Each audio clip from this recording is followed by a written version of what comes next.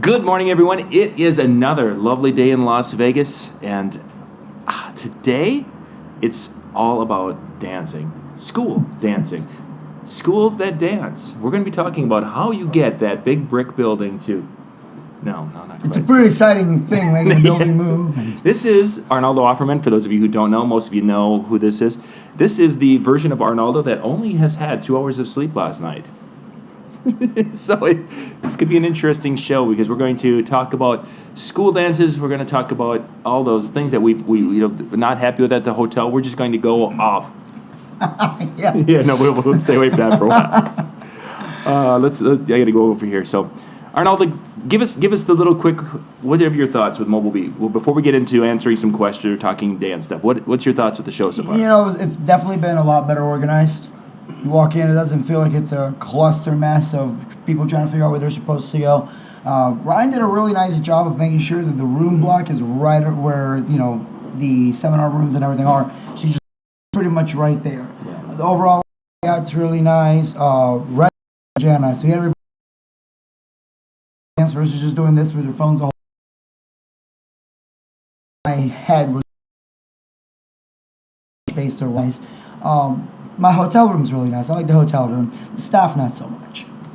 Not the Mobile Beat staff. Mobile Beat staff's always good. Yeah. The hotel staff, they're friendly, but let's just take that first letter out of that word, friendly.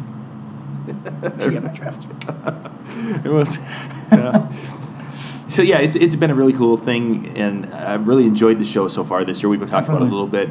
Let's get back to the Red Food thing. Did you get a chance to see him during his presentation? I did not. We were setting up for the ADJ booth. So. Yeah, and that of course looks really cool in the exhibit hall. It's just a nice room, but the charisma that he has is just incredible.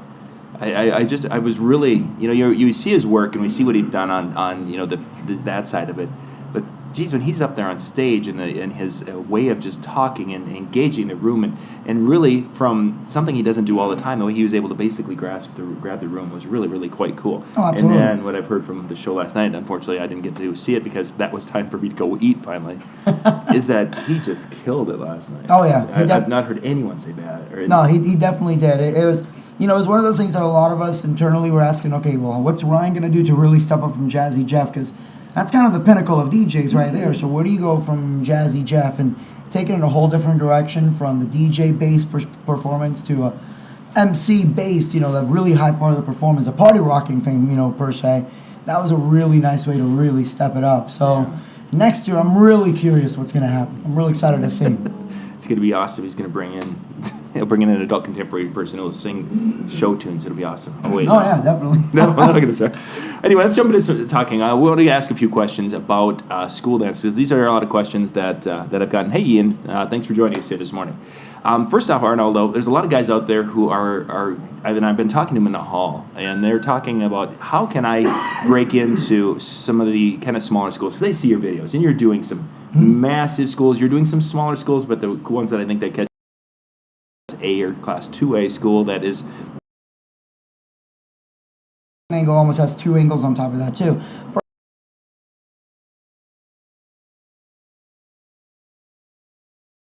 Is it a public or a private school?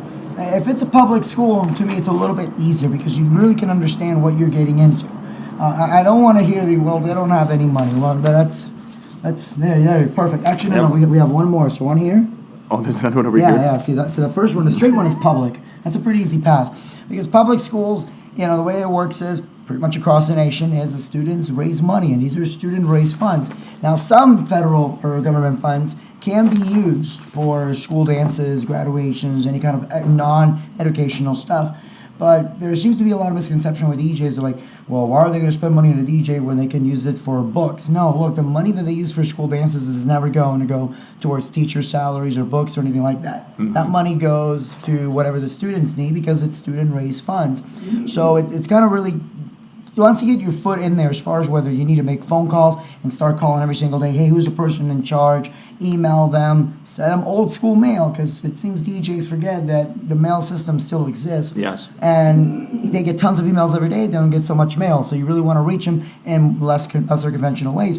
once you actually do able to get a hold of them, the very basic question is, well, let me ask you, how many tickets are you currently selling? Well, we're selling about 75, 100 tickets. If you were to sell out, how many tickets would that be? Oh, if we sold out, it would be like, 250. Okay, well, why are you doing less than 40% of ticket sales? Oh, well, it's really expensive. Okay, well, and I've had students tell me, well, ticket sales are really expensive. I'm like, okay, I get that. But if I look out the door, I'm going to see cars nicer than mine. So it's not necessarily that it's really expensive. These students are going out to the movies every single day. They got Jordans, iPhones. It's not that it's expensive. It's they think your dance is not worth the money. So what are you going to do to change the perspective of that dance?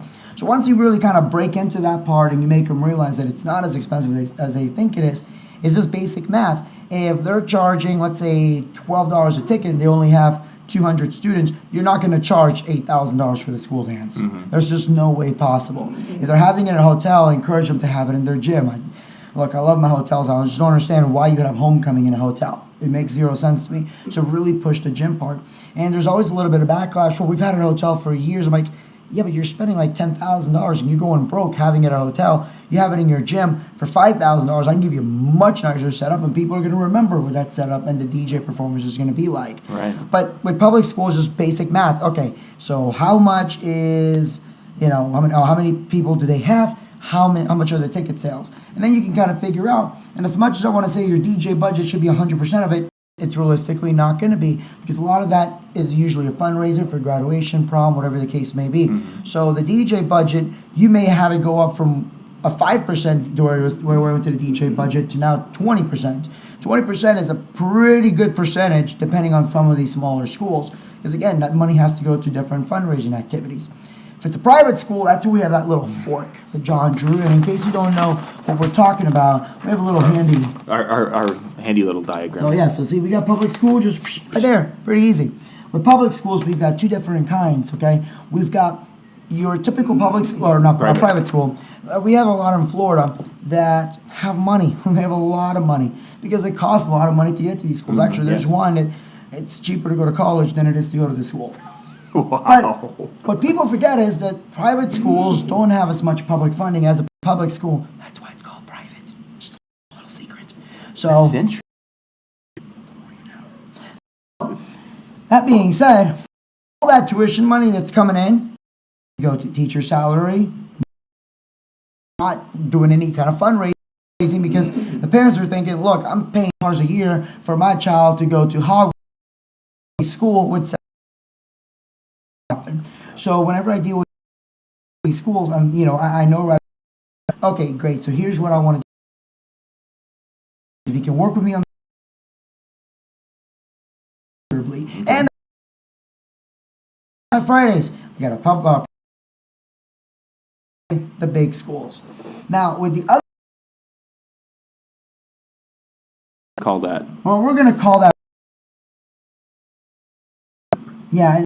Next one's going to be exactly what I'm talking about. This is a stereotypical view that people have of private schools where you go in and everybody pays with money, and then it's like, excuse me, I messed up. May I use the facilities? And the student goes in the bathroom, and then they use the bathroom, and then they wipe their butt $100 bills. Yeah, those private schools, none of them exist in Florida. So we've got, and I didn't get the yacht club. I screwed it up. So we went big money in the poor schools. Big money schools. Okay, this is the schools where they make it rain on the teacher.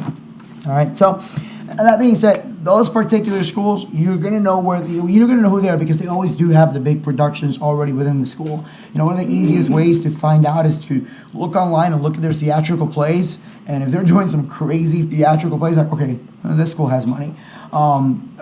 Example, one of the schools in my area, actually, they don't have a lot of money, but they have enough. They did Wizard of Oz, and they actually brought in one of the guys from Disney that did the live version of Wizard of Oz, one of the cruise ships, to fly all the rigging gear in their auditorium, like just an insane amount they spent on this guy. Wow. Like 10 G's just for him to come out, not including the gear, capital, and everything else. But that being said, those are a little bit easier because those you can approach just like any public school. The most important part is that you don't act like a vulture when it comes to money. I cannot tell you how many schools I get, not because I charge more or I offer better service or that sometimes I charge less, because there's a lot of companies that, I don't want to say charge less because they charge less than I did.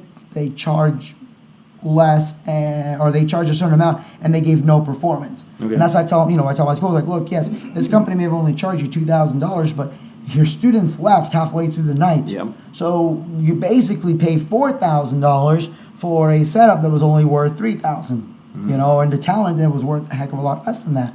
Once you kind of break it down on what they really got per hour, that's what, like, look, you technically paid more. Suddenly, $3,500 doesn't look so bad, does it? Yeah. When they stay for the full 4 hours, and they're going to show up next year.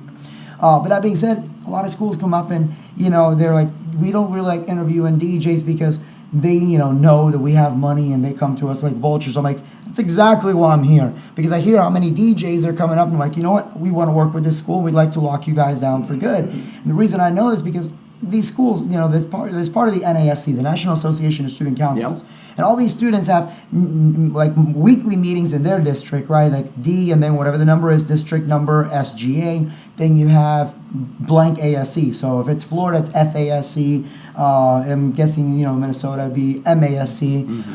Arizona, ASC, whatever. So they get together once a year as well. They have their own conventions, which, by the way, costs more than a DJ convention. Just really want to point that out. Next time you guys want to complain about the price of a DJ convention, even students pay more for a convention than DJs do. But anyways, back on topic. So they get together these conventions, and anytime it's in Florida, I do whatever I can to get my foot in there, not only so I can really get my company name out there, so I can start getting feedback. Hey, what do you hear about this and this and that? And that's the thing. A lot of schools are tired of DJs and just companies in general jumping at them like vultures because they hear big money schools. Really, when it comes to public schools, all public schools have money. Some of them have a little in a more affluent areas than other. But I'm sorry, as long as iPhones are selling out on the first day, everybody seems to have money left over laying around. So these schools that are saying, well, we don't have the money. Yes, you do. Your ticket sales or your performance that you have, the DJ, lighting, whatever the case may be, just isn't worth the money that you're charging. How much for selling out?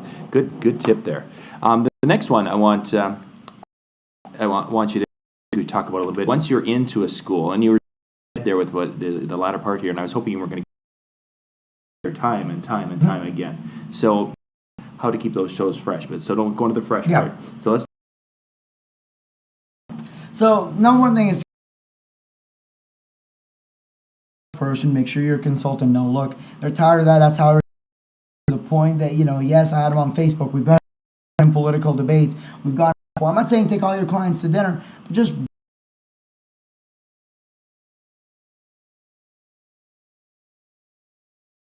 get my drift.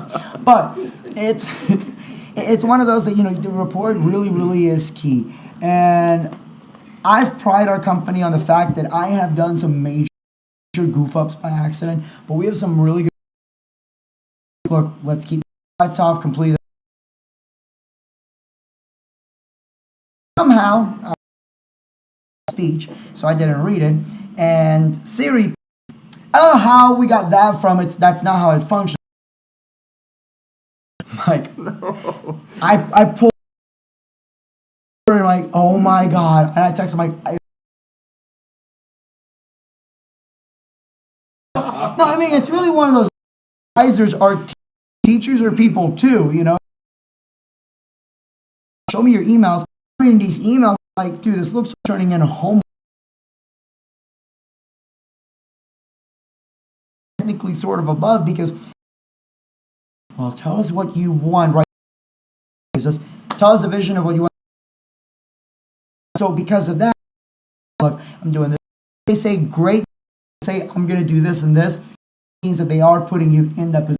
Asking, hey, do this. No, you're just putting yourself as, in a submissive position, for lack of better words. That's probably not the right way to say it, but you know what I mean. Yeah. So once you really have that rapport built, it's easy to continue going. All you got to, as soon as the dance is over, all right, when can I hit you up to talk about the, next year's dance? At some of my schools, they're booking prom as soon as the prom's over. Mm-hmm. Homecoming is a little bit different. It's up to the athletic director.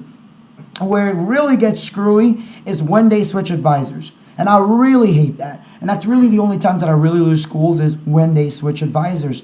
And at that point, it's, as soon as they tell you, hey, we're going to switch advisors. You don't say, well, can you pass my information to the new person? You don't do that. You ask them, can you send an email to the new advisor, copy me in, introduce us both?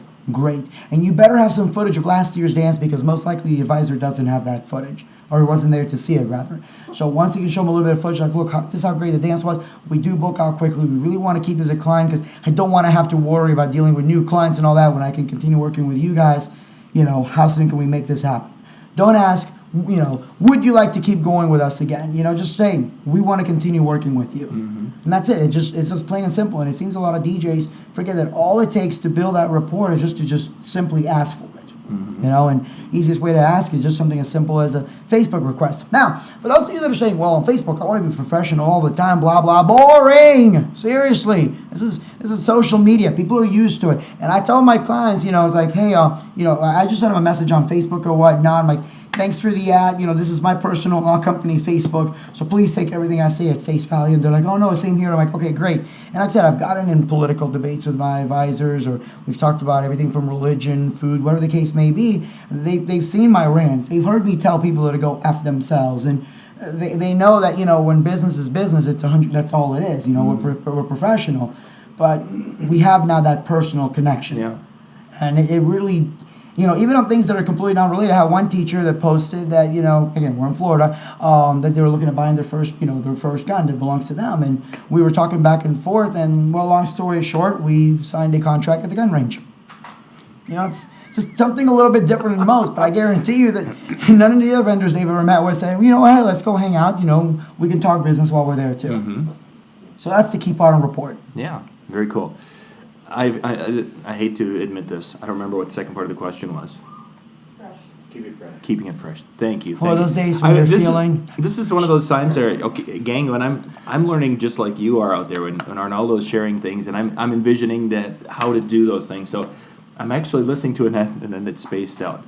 So keeping those shows fresh. Now, we got the rapport, which I think is you're talking about that. Great advice. But keeping that show fresh, because you're seeing some of those kids, 4 times a year?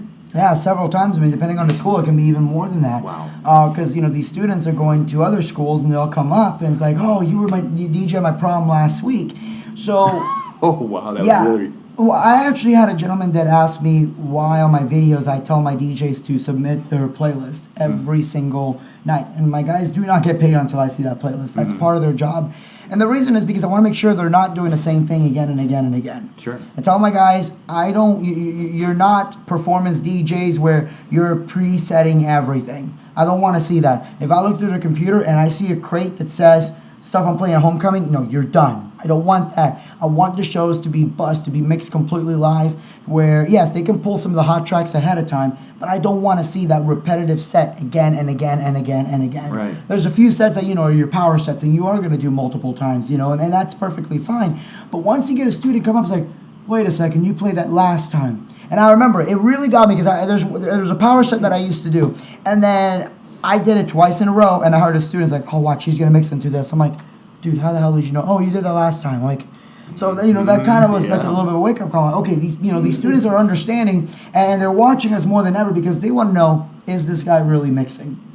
So that really helps kind of keep the show fresh, because it's forcing you to, because you're not playing the same tracks again and again. Same thing with the hyping and all of that. But as far as the music, no, you shouldn't be sitting there pre-planning your playlist ahead of time. That's stupid. That's what the DJs that are losing business to me are doing. I'm not expecting everybody to have a photographic memory of what's in, in every single one of the years of songs or whatnot.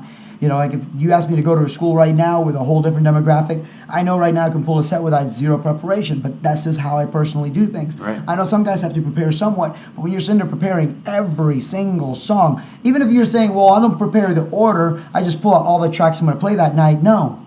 Because you don't know that crowd. You don't know what they're going to vibe to.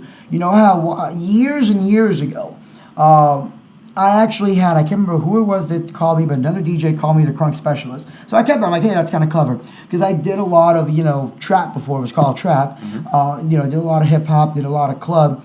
And I didn't do too much of the top 40 throwback type stuff. And I had a student ask me for Barbie Girl. I'm like, I don't know how well it's going to work. Then another student asked for it. And then Kelly, Kelly, we were actually just talking back and forth. We were texting, and I'm like, yeah, somebody keeps asking me for Barbie Girl. He goes, oh, dude, I played that last week, and that went over well. I'm like, okay, why not? I'll give it a shot. So we played that, and the whole place went crazy. So for a few years, that was like one of my go-to songs. Like, I'm definitely knocking out Barbie Girl, and it's crazy because these kids weren't even conceived when that song came out, and they remember that. They can't even remember, like Pythagorean theorem, but they remember, you can touch, you can play. So.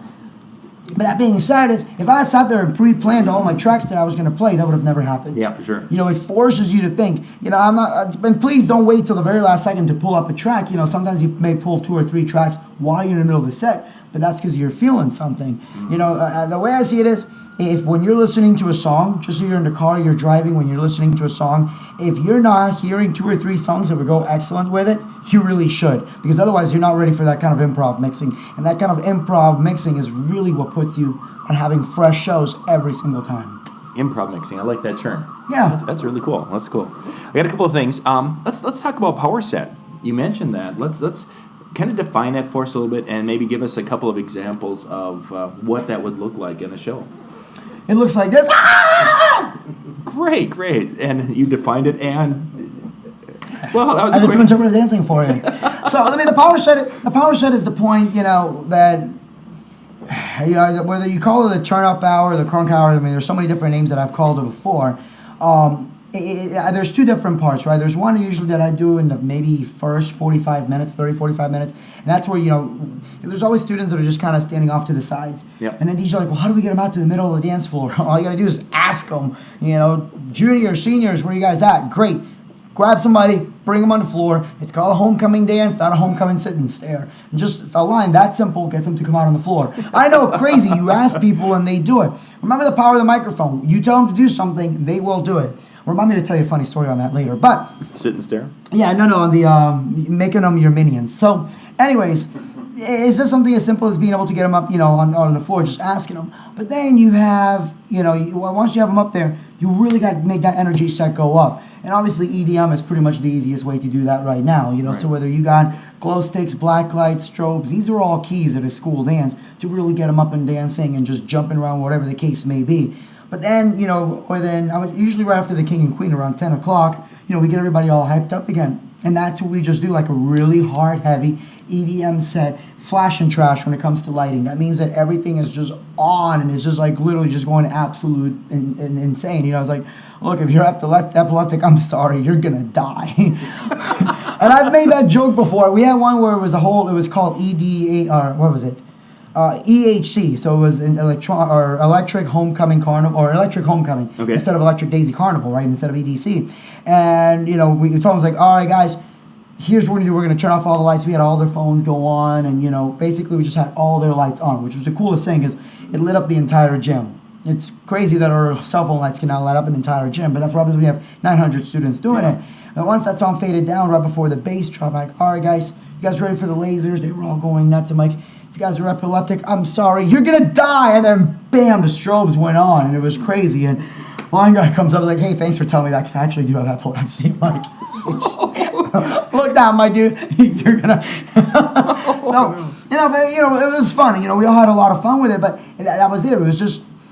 We called it a power hour, but we really had them worn out after like 15, 20 minutes. But then after that, it was still upbeat, but then we were jumping to different kinds of EDM, transition between EDM and hip-hop. But at that point, from that last 2 hours, those are the most crucial 2 hours of the dance. That's what people remember. That's where you can lose your crowd if you're not really hyping them up. And I'm not saying keep it lame the first hour, but there are plenty of songs. It seems a Lil Wayne is coming out with a song every 5 minutes. Mm-hmm. So there's always some rap song, there's some EDM song, there's always something you can play where you should not have to play tracks twice. But so that's it. Just get that power hour. Come up with your best stuff. I've had a lot of like Latin schools too. So that point is where I'll try to find EDM remixes of a lot of Latin stuff and almost make it into a Brazilian carnival type experience. Throwing glow sticks out, throwing the big foam sticks, whatever the case may be. We had one school. It was a back to bedrock theme. Okay. It was a whole dinosaur theme. So cool. What do we throw out? Inflatable dinosaurs. Because why not? Yeah. And, people went absolutely crazy about inflatable dinosaurs. If you guys remember, back when mobile DJs were interactive at weddings and they brought out the inflatable instruments, now that's corny. that works with school dances. I mean, I'm not. Do not bring somebody up on stage. All right, pretend you're playing this. Just throw stuff out. It doesn't matter what the heck you're throwing out. You saw DJs. Oh, well, you weren't there yesterday, but Mike Dussault with EV was going nuts, just throwing T-shirts everywhere, right? Yeah. Now, Mike Dussault is one heck of a hype man. I'm just saying, like he was there, like even trying to throw Jason T-shirt. But these DJs are going crazy. Yeah. And one of the DJs caught a shirt that you knew was like 10 sizes too small. And they were like excited, like, free T-shirt! Do you remember Northern DJ? Yeah, of course you remember Northern DJ convention. But remember Bill Herman with Monkey? And he would throw the T-shirts out. And DJs were crazy about the T-shirts. Well, a high school student is even more crazy about free stuff than DJs are. I mean, I could sit there and say, who wants some, water bottles? And people go, well, water bottles. Who wants some empty water bottles? It's just people like free stuff. It doesn't matter what it is, So that being said, that's where, the powerhouse, where you really should be throwing out those glow sticks, foam sticks, whatever the case may be.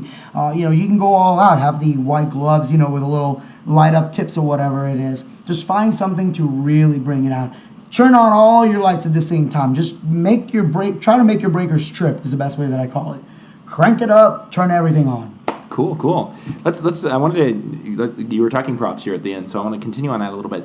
When you have, let's say you've got a dance and there's going to be 400 kids, do you bring multiple different types of props? Or do you bring tonight, like last time I did glow sticks, this time I'm going to do glow tube?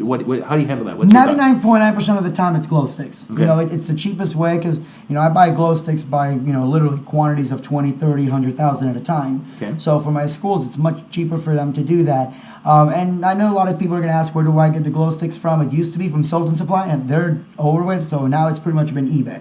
Or sometimes even Amazon. But eBay's been a pretty good bet. I got to find the name of my dealer. I'll send you a link. But we buy them in large quantities, and because of that, people go nuts with as far as, when I tell them, look, yes, we can bring out 100 foam tubes, or I can bring out 2,000 glow sticks. They're going to go for the glow sticks. Right. Now, we've done the foam tubes before. I'll be honest with you. I think it's such a cool effect. I hate it. I hate foam tubes. Really? And the reason is, first of all, you got to have somebody whose job is to sit there and unwrap every one of these stupid things and pull the little tabs. But then when you throw it, I don't know if you guys ever try to throw in a foam tube. They don't exactly fly. It's the Patriots' perfect football because it's deflated and it really just doesn't go anywhere. And with that, we just lost a good number of viewers. But no, it's just like wow, that was disappointing. And then I thought about putting it in some sort of confetti cannon type device, and then we tried it in the warehouse. I'm like, wow, that was a bad idea. It just exploded and went everywhere. It was pretty bad. So, yes, the foam tubes look really cool, and people go absolutely nuts for them. So, it is an option that we do have, and we've done it a few times. But the schools, when we really break everything down, glow sticks are number one thing. We don't do beads just because, we want things that glow in the dark. Right, yeah. That's the big thing. People want things that glow in the dark. Now, granted, if you throw beads out there, people will go nuts about it, but it's the concept of what happens when you throw a bead that a lot of schools, at least in my area, get really scared about. So, as far as inflatables, we haven't done that too often. The schools will usually provide that. Okay. I don't want to deal with the inflatable business. I don't want to sit there and no, thank you. I do not want to hyperventilate before an event. So if you guys want inflatables, great. We'll sell them to you if you want, but I'm not going to sit there and blow all those stupid things up. Yeah. I have much better things to do than to sit there and blow inflatables up. But like I said, the dinosaur one, that one, crazy. Because we bought, a bunch of small ones, and then we bought a big giant T-Rex, and people are crowd surfing or making a T-Rex crowd surf. Cool. That T-Rex was the most popular thing there, or person even. I'm pretty sure if they could, they would have voted him to be homecoming king. Cool. Very neat. Okay. You mentioned Barbie Girl earlier. Let's talk about the kids requesting classic older songs, like song maybe from the 80s or 90s. They don't. You don't see that. They don't. But that's because they don't think about it. Okay. So this is the way that I tell my schools when they say, well, the DJ played really old music. No, I totally get that. But it wasn't a DJ played old music. I guarantee you the DJ sucked. So everything that he played you didn't like. And they're like, well, it was really old. I'm like, okay, well, hold on. How old? It was back 2006. I'm like, okay, well, that's really old. We've got a problem. But I was like, I'm like, okay, guys. And I play a quick video where, they're dancing. I can't remember. I think it was Red Nose at that point. It was a newer song. And then it goes into Yeah. And they're like, oh, that's my jam. And after Yeah, the video goes into Get Low. And they're like, oh, we love them. I'm like, okay, cool. Because those two songs are from 2001. So what were you guys saying about really old? They're like, oh. And then, I did a set with, I showed them another video of this, where they're going out crazy. do. This is how we do it. Yeah. You know, the thing. Your DJ perfectly fine that he sucks at mixing because you guys aren't going to hire him again, right? They're like, oh yeah, so that way I have confirmation right there. I'm not going to hire that DJ again. Done. Now we can keep going. So it's just those little subtle things you can do to kind of dig that in them. But you know, I told him like, look, the thing is when you guys, you know, you find a recent movie, you know, and I tell him like, okay, so let's say for now, you know, it would be Deadpool. You know, let's pretend you're at school. I'm like, John, when you went to go see Deadpool, did you know the entire storyline? No. No, you want to go to be surprised, to be entertained, to be amused. Well, that should be the same way when you're there with a DJ. You know, you're there to be entertained, to have a good time. If you know what he's going to play, and if this is going to be the same music faded in, faded out, why are you bothering with a DJ? Why not just get an iPod and fill it up with, you know, student requests and just call it a night? Right. So if you guys want to do that, I can rent you an iPod, seriously. And I'll just rent you the equipment, and then I can send my DJ to another school and do twice as many events. Mm-hmm. And they're like, well, we don't want that. I'm like, exactly, because you want somebody who's going to mix the music and do something crazy with it. And they're like, well, yeah. I'm like, okay, so it's not that the DJ played bad stuff. It's just that he didn't mix it. He didn't catch you by surprise. He didn't have that oh moment where you play a song and the whole crowd goes, oh, because, you know, that's their jam. And because, you know, once I have that mentality, you know, or once I have them with that mentality, that's why we get away with, you know, doing like EDM remixes of popular stuff. Or we have like an EDM remix of Bon Jovi, Living on a Prayer. And I love that because at first, when he starts, you know, doing the first couple of stanzas of the song, people are like, wait, what is this? Oh, this is Living on a Prayer. And then they went up singing to the whole thing. Mm-hmm. And they go nuts, or, you know, Journey, or whatever the case may be. We don't do a lot of that. You know, we just really kind of sprinkle it throughout the night. The reason is because it's music that the administration knows. So I get admin really not telling me what to play music-wise when they hear a song every, you know, 30, 45 minutes that they recognize. Sure. You know, the admin, people keep thinking admin is like, you know, they're still like, you know, they were born in the 60s or something. You know, keep in mind, your average teacher nowadays is, you know, almost our age. So whatever music that we like, most likely that administrator or the teacher is going to like as well. So, you know, whenever I do the throwback stuff, they're like, oh, that was my jam. And they're out there dancing. If you get the teachers dancing, if you do play a song, it's a little bit somewhat more risque because, you know, it says bend over, make your knees touch your elbows. They're not going to freak out on you as much because, you know, they know that you're really mixing it up. We have one school where, I mean, the whole set was just tons of variety, but it was mostly newer music. And it was really well mixed and everything. One of my lecturers, Kelly, you know, I mean, he mixed that thing flawlessly the whole time. And the administrator in charge goes, I loved it, but it was just the same stuff the whole time. It was like the same beat. And I'm like, well, thank you. We appreciate it because that means that we went so seamlessly, you didn't even notice when the beat changed. He goes, wait, the beat changed? And we showed him the plays. He goes, wow, I didn't even notice that. But then I thought, I'm like, you know what? It's because he didn't recognize any of those songs. Oh, yeah. So then next year, you know, mixed it up, and then we did some songs that he knew. He goes, oh, I love how you really played a huge variety. I'm like, yeah, it was pretty much the same type of set where we jumped from this genre, this genre, but not because we played stuff that he would recognize, you know, again, throwback stuff, whether it was Barbie Girl or this is how we do it. That changed the whole landscape of things. Cool. That's interesting. How that idea of working it in and keeping the advisors in and there. Real quick, I want to add, because you mentioned requests. Yeah, we take requests, and I tell the students we take them, but we don't always honor them because just because it's in the top 40, just because it's popular, doesn't mean it's danceable. You know, let's pick on Rick Ross. Can anybody tell me a single Rick Ross song that's danceable? Yeah. There isn't, but he was, you know, he had some Billboard top 100s. I don't know why. Maybe it's because of and people felt sorry for his bad ticker. But I know that's horrible. I'm going to hell. But and I tell school like Rick Ross really isn't danceable. Like, no, you're right. I'm like, look at Drake. This is the year of Drake. Drake actually has music that's.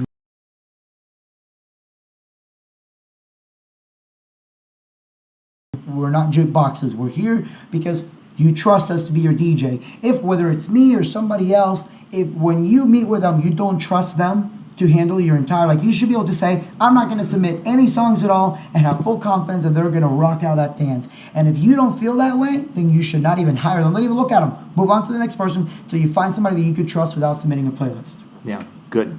Cool. I like that. I like that trust and relationship stuff. It is. And again, it goes right back into building that rapport with the students because they trust that you're going to play the right songs for them. Cool.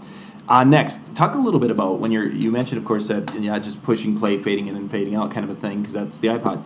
With songs, though, there's some songs, and I've seen some of your playlists and such, you're playing short clips and sometimes you're playing more of the song. Mm-hmm. How do you judge how much of a song to play? Or is there a rule of thumb? Or is there is, and it's very tricky, and this is where when I tell my schools, because they're like, well, the DJ cuts songs off.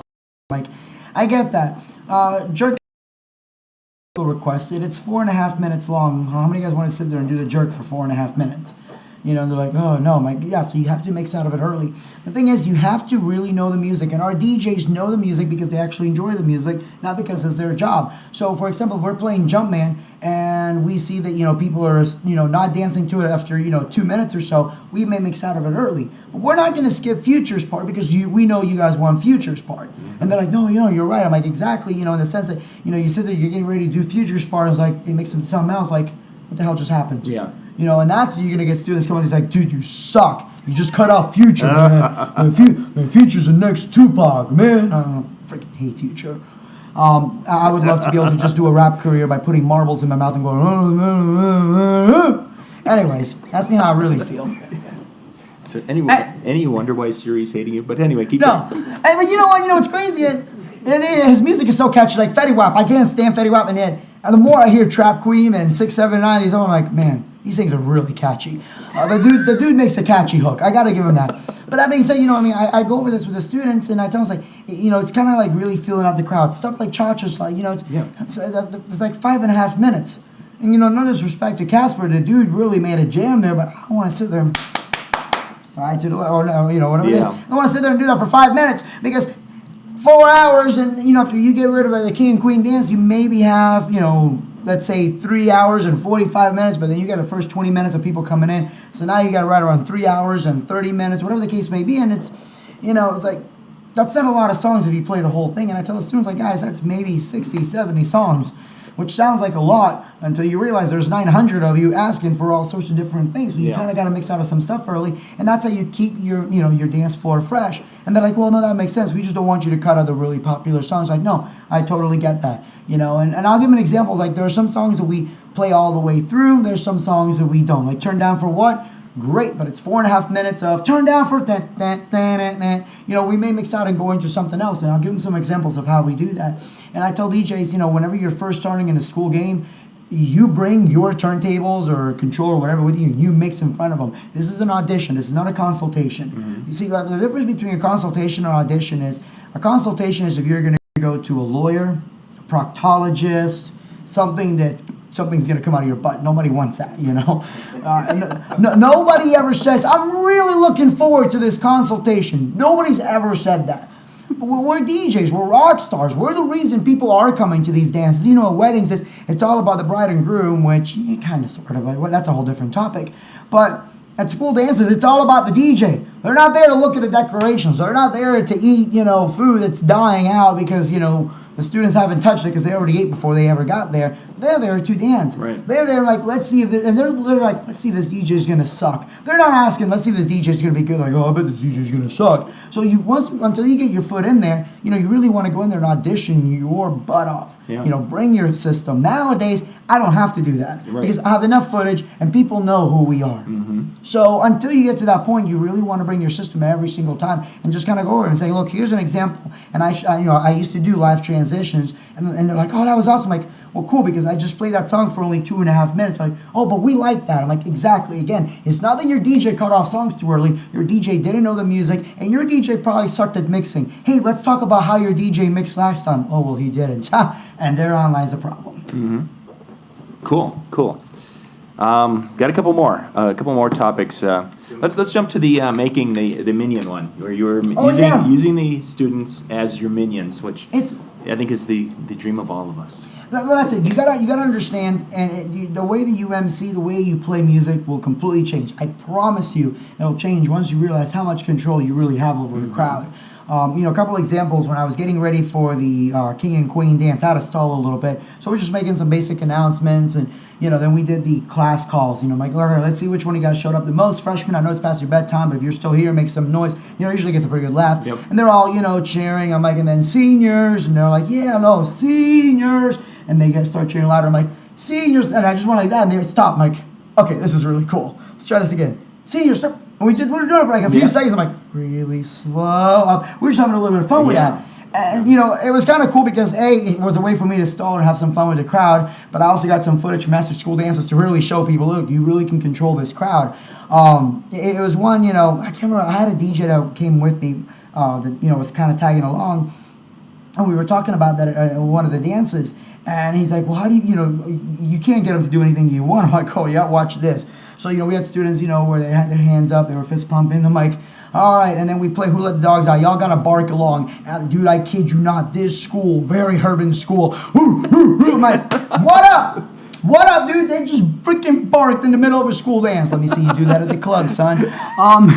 So it is one of those, once you realize it, you got to build that trust. They're not just going to randomly do that. I have some schools that, we've never DJed before, and it really takes me a while to break to it. And most people would just give up, okay, well, I'm not going to be interactive. No, it's just they're not used to that. Yeah. You got to break through that interactive barrier without being corny, without being, too pushy. Once you break through that and they're actually vibing and going along with you, and you build that rapport with the students at the dance, then you can have them do whatever you want or whatever you need them to do. But this also means that if somebody's crowd surfing, look, my dude, I can't have you crowd surfing. We got lasers. If that hits you, you're going to be Helen Keller. That also gets a laugh, too. Yep. And, I don't know if it's too soon for Helen Keller. So, Helen Keller, if you're watching this, not like you can hear, but I apologize. Oh, we're trying to offend everyone, aren't we? We're just going across the board. Is there anyone else we can do it? No. Okay, so I apologize to the Keller family. Lord forgive me, and the pygmies in New Guinea. That's Larry the Cable Guy, guys. So that's he's like a god in Florida. Gator done. Anyways, but no, it's once you get them to do whatever you want them to do, then when you have to make those announcements. Like we had one school where the students were grinding, and I don't mean grinding like normal grinding. I mean my subwoofer was gonna charge rape charges after the whole event was over. It was bad. It was glowing in the dark by the time this thing was over. It was a CSI episode. Do I really need to keep going? It was bad. Okay. I think we get the vision. So. Yes, I could go to the mic and say, guys, please don't do that. I could have got an administrator. No, I just want to dude, can you guys do me a favor? Can you just stop going all Miley Cyrus on my sub? If y'all do it somewhere else to get caught by the administration, I don't care. Just don't do it on my equipment. And they're like, no, it's fine. We no problem. And that was it. People worry about, they say, well, high school students or high school dances are tough because the students are rude and they say the DJ sucked. And I'm like, look, if you have one student come up to you and say you suck, well, that's probably just the student being bad. If you have several students come up to you saying you suck, newsflash, you suck. Change your game. If you're coming in, approaching it like a wedding, change your... Also because they don't know who you are. They don't care who you are. You're a figure of authority, so they're going to try you. Build a rapport. That way, once you can control them on the microphone, do whatever you need to do, then you do have that rapport, and you can guide them like, y'all got to knock this off, or we got to pack up and get out of here because we do not want to appear in a World Star Hip Hop video.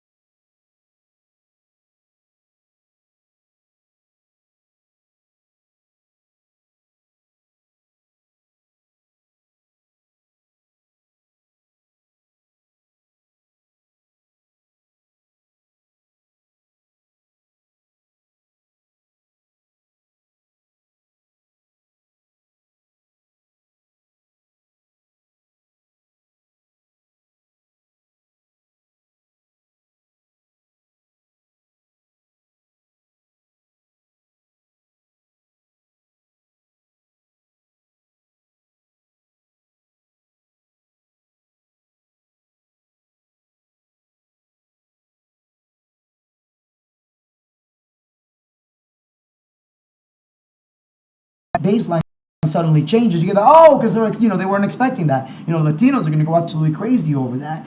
So it's not just about playing a song that catches you by surprise. Like for us, it's always this is how we do it because we do the Mayera, how we say twerk remix, and it just starts with the clap, clap, clap, clap, clap, and it goes right into this is how we do it. People go crazy because they weren't expecting that. They're just clap, clap, clap, clap, clap, and then they hear their song. It's like, oh snap, they weren't expecting that. but it's also about, finding creative ways to mix where it's going to catch them by surprise. Every time you get an O, whether it's at a school dance, wedding, whatever the case may be, that means you surprised them. When you're surprising them, it means they're really vibing to the music. They're not expecting what's coming next, and that's what you want. Yeah. That's what makes a great DJ. It's like, DJs talk about musical journeys and all that. I think a lot of that is just a bunch of fluff, like, we're going to take on a musical journey. No, this dude wants to twerk with this girl, and you are going to facilitate said music. That's not a musical journey. That's hormones, okay? But if you can get them to sing along, if you can get them to have a good time, you can get that surprise, that moment.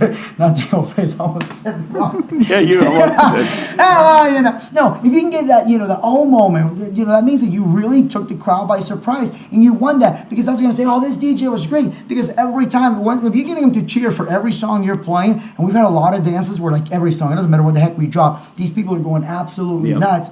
You've got a client for life. Not to mention you have some of the best footage of your life. And by the way, if you're not filming at your dances, you really need to be doing that. Because that way it also helps you figure out what songs work, what songs didn't work. Again, using that Barbie Girl track, that was one that, worked out really well. This is how we do it. The old school tracks are really getting more traction than a lot of the newer stuff. Because that's all you hear when you go on the radio. When I tell this to the students too, like, look, if we play nothing but new music, you might as well just turn on an FM radio and call it a day. But when you're doing some of the throwbacks, especially Tootsie Roll, that one goes crazy everywhere. Yeah.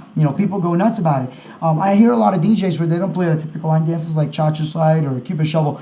Oh, it's played out. No, it's played out to you because you're a DJ. You do this all the time. Like on the wedding side here, I hate Celebration. It's so cheesy. No, it's not. You play it all the time. But people can turn on to the radio and listen to Celebration. And by the way, I've dropped Celebration in school dance before. People go crazy. Michael Jackson, you want a simple O moment? Just drop in right when he does, what's it called? Don't Stop Till You Get Enough, where he does an ow. Don't even mix it. Just like slam right into it. It's going to catch people by surprise. They're going to cheer about it. Because, who doesn't love Michael Jackson? Like Dave Chappelle said, he made Thriller. But that being said, it's just about really, really being able to surprise them. Once you have them surprised at every song that you play, or at least the majority of them, you've got a client for life. Cool.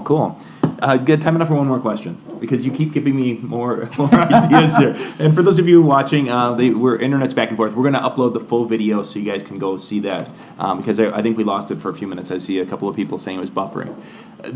You mentioned filming.